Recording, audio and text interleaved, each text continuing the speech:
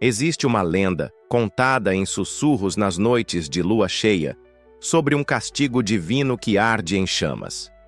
Prepare-se, pois a história que você está prestes a ouvir não é um simples conto, mas a crônica de um pecado que gerou um monstro, um ser de fogo e fúria que galopa pelos campos, um terror que assombra o folclore brasileiro.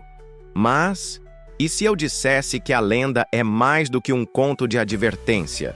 E se houvesse uma história de traição, paixão proibida e vingança por trás da chama que queima onde deveria estar uma cabeça? Fique até o fim para descobrir todos os detalhes. Se você já ouviu alguma lenda sobre a mula sem cabeça, deixe nos comentários qual a versão que você conhece. E não se esqueça de se inscrever para mais histórias como essa. O ar do interior de Minas Gerais era pesado e denso, não apenas pela umidade da terra recém-molhada pela chuva, mas por uma atmosfera de segredos e murmúrios. Na pequena e pacata cidade de Ouro Preto, em meados do século XIX, a rotina era ditada pelo som dos sinos da igreja, que ecoavam por entre as ladeiras íngremes e casarões coloniais. Foi nesse cenário de devoção e rigidez moral que vivia uma jovem de nome Maria. Maria não era como as outras moças de sua idade. Dona de uma beleza que a destacava em meio à multidão, ela tinha o espírito livre de uma borboleta, mas estava aprisionada nas teias de um destino já traçado por sua família. O destino de Maria, no entanto, foi alterado quando seus olhos se cruzaram com os do padre da paróquia. O amor que nasceu entre os dois era um pecado em sua essência, um fogo proibido que queimava mais forte a cada olhar trocado.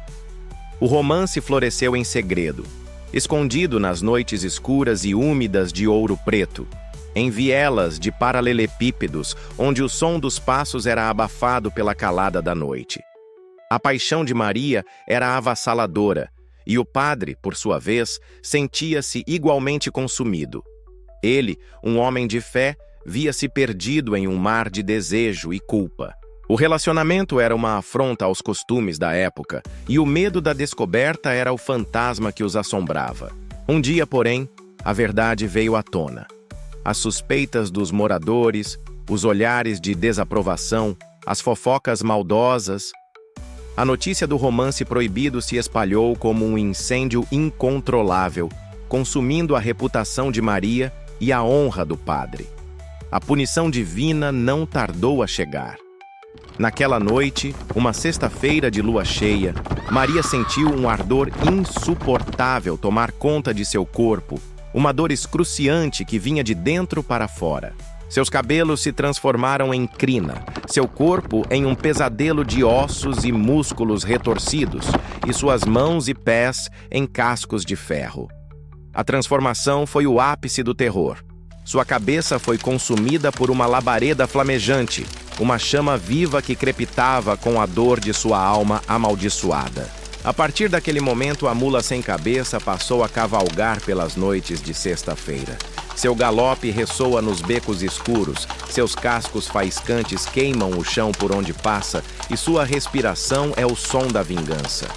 A mula sem cabeça não é apenas um monstro, é a manifestação da dor de um coração partido, o eco de um amor proibido e o resultado de uma condenação que ecoa por gerações. A lenda se espalhou, se tornou um aviso para os amantes proibidos e um lembrete de que, mesmo o amor, quando desafia as regras, pode se transformar em um terror flamejante.